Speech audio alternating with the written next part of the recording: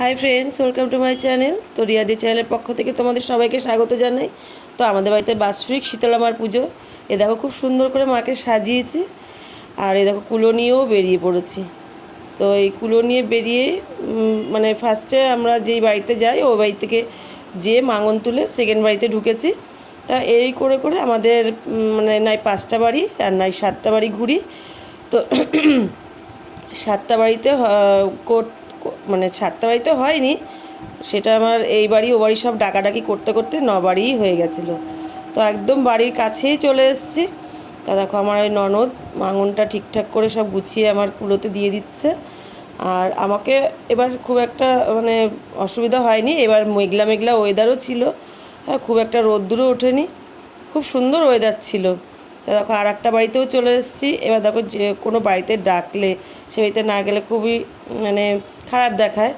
এবার দেখো আমার মা বাবা সবাই আমার সঙ্গে ঘুরছিল। তাই এই যে বাড়িতেও চলে এসেছি, এসে এবার মন্দিরের দিকে ঢুকছি। আর ঠাকুরমশাই বেশ একা একা গুছিয়ে পুজো করতেও বসেছিল। আর এই দেখো যজ্ঞতেও বসে গেছি আমি। আর এই যে যজ্ঞটা আস্তে আস্তে করে ধরছে, এখনও পুরোপুরি ভালোভাবে ধরেনি। তো এই ঠাকুরমশাইটি খুব সুন্দর পুজো করেন আর গুছিয়ে নেয় নিজের মতো করে। তো তোমাদের ভিডিওটি কেমন লাগলো অবশ্যই কিন্তু লাইক, কমেন্ট, শেয়ার আর সাবস্ক্রাইবের মাধ্যমে আমাকে জানিও।